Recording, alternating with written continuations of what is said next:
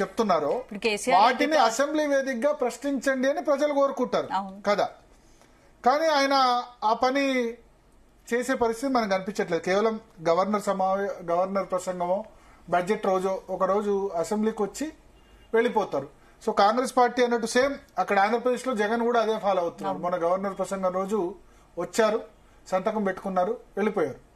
అంటే ఇక్కడ ఏదో కేసీఆర్ మీద అనర్హత వేటు వేస్తారని కాదు, అక్కడ ఆంధ్రప్రదేశ్ లో లీక్ ఇచ్చారు. 60 రోజులు అసెంబ్లీకి రాకపోతే అనర్హత వేటు వచ్చే అవకాశం ఉంది, పులివెందుల బై ఎలక్షన్ వస్తుందని చెప్పారు.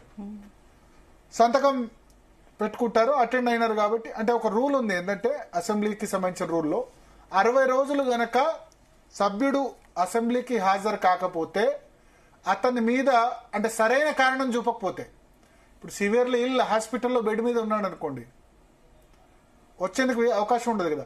సరైన కారణం లేకుండా కంటిన్యూస్ గా 60 days గనక ఆబ్సెంట్ ఉంటే ఆ సభ్యుడి మీద అనర్హత వేటు వేసే అధికారం స్పీకర్కు ఉంటుంది.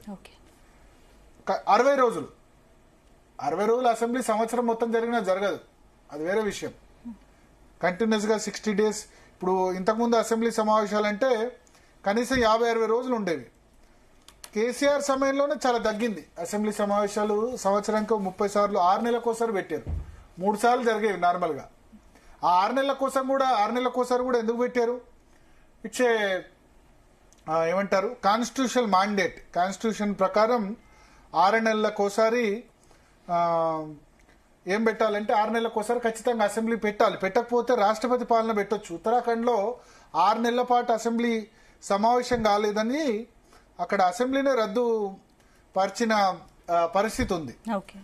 సో అది కేసీఆర్ సమయంలో చాలా తక్కువ రోజులు అసెంబ్లీ సెషన్స్ నిర్వహించారు. ఇప్పుడు వీళ్ళు అసెంబ్లీ సెషన్స్ పర్లేదు, శీతాకాలం తర్వాత బడ్జెట్ సమావేశాలు అంటే ఫిబ్రవరి మార్చ్ తర్వాత వర్షాకాల సమావేశాలు 3 సమావేశాలు నిర్వహిస్తున్నారు.